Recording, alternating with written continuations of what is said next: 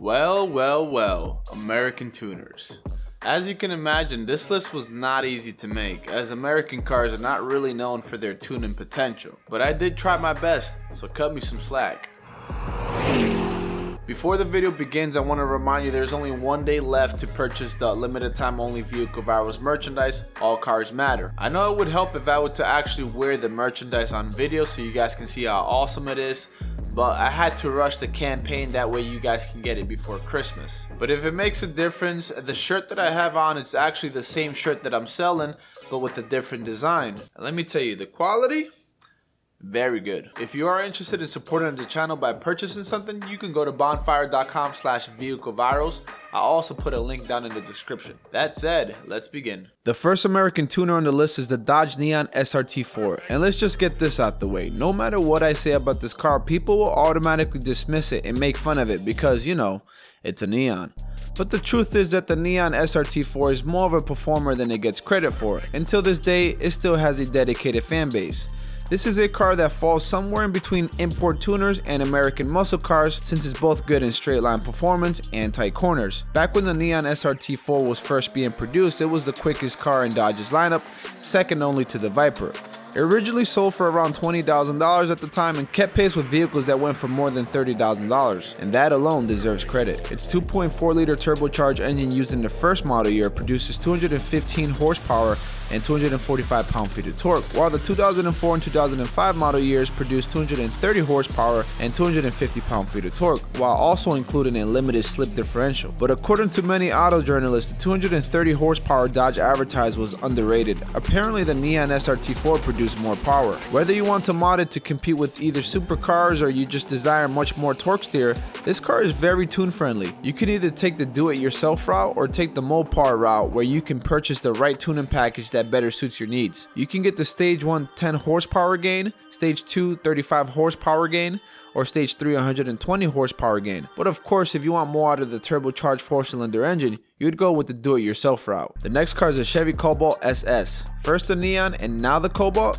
You're probably thinking, what the f is this list, Christian? The thing is that just like the Neon SRT4, the COBALT SS has some serious modding potential when it comes to performance. GM had took their regular boring COBALT and added a bunch of power and tuned it for performance. In fact, the COBALT SS was tuned on the Nürburgring and held the front wheel drive record at one point. And of course, I'm talking about the turbocharged 2-liter 4-cylinder model, not the supercharger version that was found in the first model year. The turbo engine produces 260 horsepower and 250 pound-feet of torque, with plenty of room for further tuning.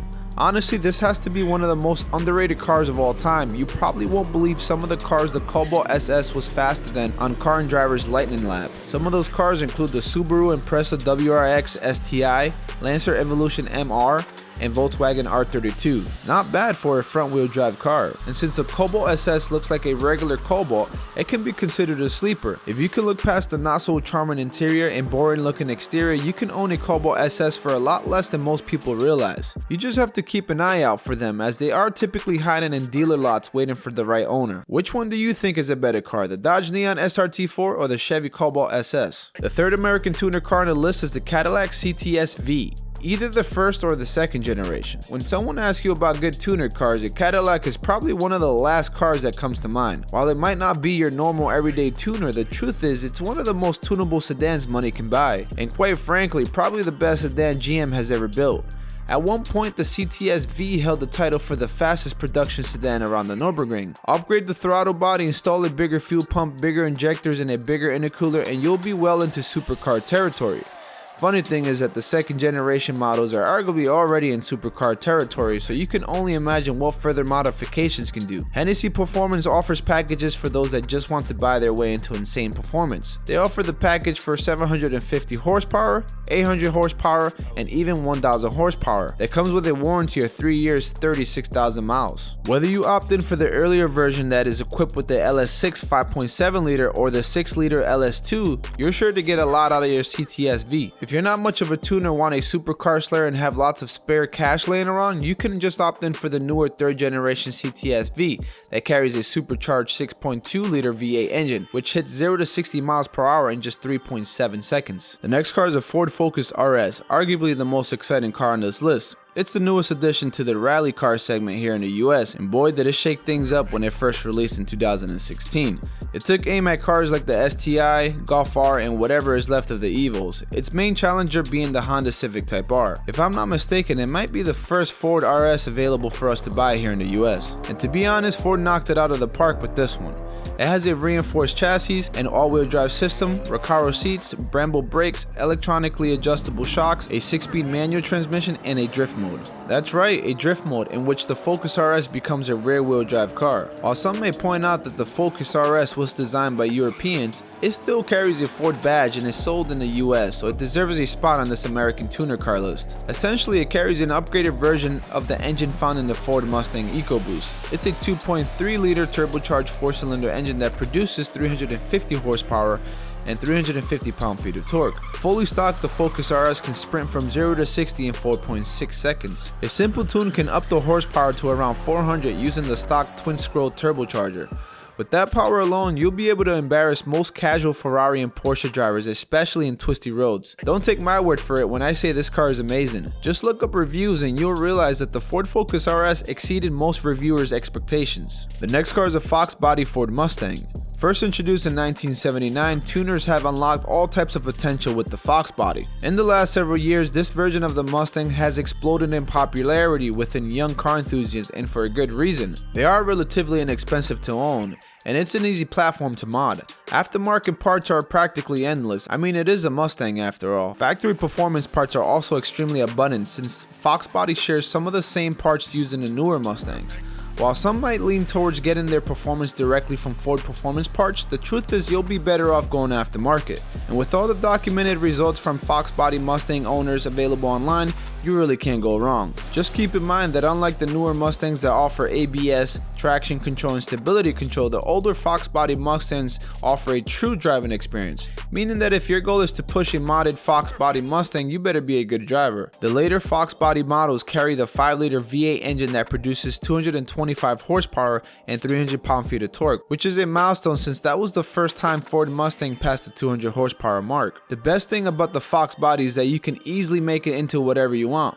Whether you want a drifter, a drag racer, or even a cruiser, it's all possible. And like I mentioned earlier, forums have very well documented builds with trial and error notes. Some owners have even swapped out the original engine with an LS, which I find very interesting. I mean, which Ford person would really do that? The sixth and final American tuner is the GMC Typhoon and the Cyclone. The Typhoon is a perfect choice if you're going for more of a sleeper look, while the Cyclone is a better choice if ultimately you want the faster one out of the two. The Typhoon was more of a surprise back then since high performance SUVs weren't really a thing with the exception of maybe the Lamborghini LM002. Nowadays it seems like every company is dishing out high performance SUVs. Both the Cyclone and the Typhoon carry a 4.3-liter twin-turbo V6 that produces 280 horsepower and 350 pound-feet of torque. And in stock forms, both are actually very quick, the Cyclone being able to do 0 to 60 in as little as 4.3 seconds and the Typhoon in around 5 seconds. Even in stock form, they command some serious respect.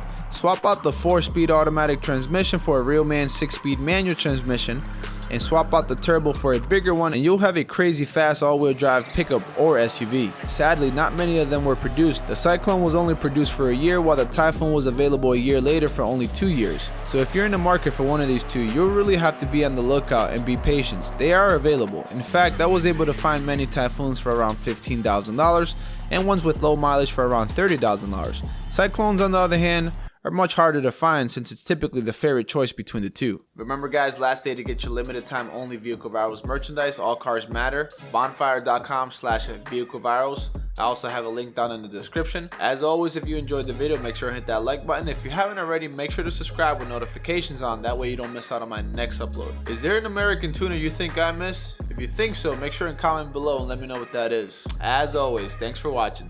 Until next time.